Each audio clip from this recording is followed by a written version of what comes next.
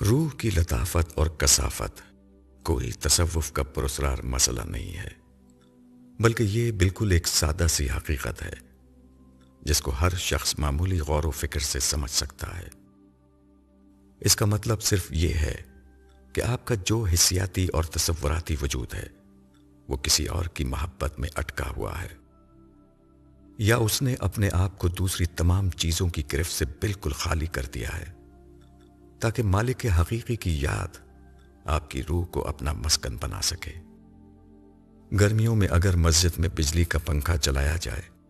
اور اس کی ہوا میں نماز ادا کی جائے تو ظاہر ہے کہ کوئی اسے ناجائز نہیں کہہ سکتا، لیکن اگر دل اللہ کے ذکر سے خالی ہو تو یہ حال ہوتا ہے کہ مسجدوں میں نماز کے لیے آنے والے پنکھے کے نیچے جگہ حاصل کرنے کے لیے مسابقت کرتے ہیں، حتیٰ کہ نماز کے دوران اگر کرنٹ رکنے کی وجہ سے پنکھا بند ہو جائے تو سلام پھیرتے ہی ہر شخص کی نظریں اوپر اٹھ جاتی ہیں، اور نماز کے بعد پاور سپلائی کے انتظام کی خرابی وہ اہم ترین موضوع ہوتا ہے جس پر لوگ اپنے جذبات اور اپنی معلومات کا اظہار کرتے ہیں۔ یہ اس بات کا ثبوت ہے کہ آپ کی آرام طلبی نے آپ کی روح کو گندا کر دیا۔ اس میں گرمی اور سردی کے مسائل نے اپنے آشیانے بنا لیے۔ ظاہر ہے کہ ایسا آدمی وہ نماز نہیں پڑھ سکتا جو ساری لذتوں سے بڑھ کر لذیذ ہے، جس میں مشغول ہو کر آدمی گرد و پیش سے بے خبر ہو جاتا ہے۔ جب ایسا محسوس ہوتا ہے گویا وہ اپنی دنیا سے نکل کر اللہ کی دنیا میں پہنچ گیا ہے۔ مجھ کو بار بار اس کا تجربہ ہوا ہے کہ ایک شخص اپنے ذوق اور اپنی عادتوں کے معاملے میں تو نہایت حساس ہے، اپنے طبعی تقاضوں میں کمی کو وہ کسی حال میں برداشت نہیں کرتا، مگر ایسے معاملات جو اللہ اور آخرت سے تعلق رکھتے ہیں، جو اس کی دوامی زندگی کو بہتر یا بدتر بنانے والے ہیں،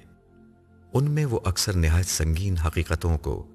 اس طرح نظر انداز کر دیتا ہے گویا ان کی کوئی اہمیت ہی نہیں۔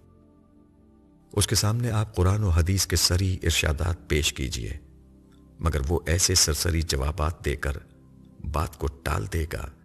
کہ آپ حیرت میں یہ سوچتے رہ جائیں گے کہ دوبارہ ان کو جواب دوں یا نہیں۔ اس کی وجہ یہی ہے کہ آدمی اپنے آپ کو دنیا سے اوپر اٹھا نہیں سکا۔ اس کے ایمان بالآخرہ نے اس کی روح کو ابھی تک دنیا کی کثافتوں سے پاک نہیں کیا۔ ظاہر ہے کہ ایسے شخص کی حسیات انہی معاملات میں زیادہ کام کریں گی جہاں وہ عملاً پڑا ہوا ہے، مگر جس دنیا سے وہ دور ہے، جہاں اس نے ابھی تک اپنے آپ کو پہنچایا نہیں، اس حقیقتوں کو وہ کیسے گرفت کر سکتا ہے اور ان کے ذکر سے کس طرح اس کے اندر ہلچل برپا ہو سکتی ہے۔ شخصیت پرستی کسی کے ذہن کی تمام کھڑکیاں بند کر دے تو حق کی روشنی اس کے اندر کس راہ سے داخل ہوگی؟ اگر آپ چند آدمیوں کے ساتھ بیٹھے ہوں اور یکا یک تار آئے کہ آپ کے اکلوتے لڑکے کا انتقال ہو گیا تو دوسرے لوگ جیسے پہلے تھے ویسے اب بھی رہیں گے، مگر آپ تڑپ اٹھیں گے، آپ کی حالت بالکل بدل جائے گی۔ اس کی وجہ یہی ہے کہ جس شخص کے متعلق خبر آئی ہے اس کی خبر سننے کے لیے پہلے سے آپ کے دل کے تمام گوشے خالی تھے، اس لیے وہ سیدھی آپ کے دل میں گھس گئی۔ اس کے برعکس بقیہ لوگوں کے دل میں اس نے جانے کا راستہ نہیں پایا، کیونکہ ان کے دل کچھ دوسرے لوگوں کی محبت سے بھرے ہوئے تھے۔ ٹھیک اسی طرح جب قرآن کی تلاوت ہو رہی ہو، جب کلمات حکمت سنائے جا رہے ہوں، جب کوئی منادی کرنے والا ایمان کی منادی کر رہا ہو،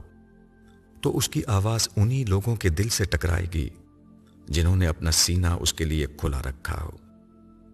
اور جس نے اپنے اندرون کو دوسری پرستشوں کا گودام بنا رکھا ہے، اس پر کوئی آواز اثر نہیں کر سکتی۔ وہ تو اسی وقت سنے گا جب صاعقہ عظیم اس کے کان کے پردے پھاڑ دے۔ مولانا وحید الدین خان، کتاب قرآن کا مطلوب انسان۔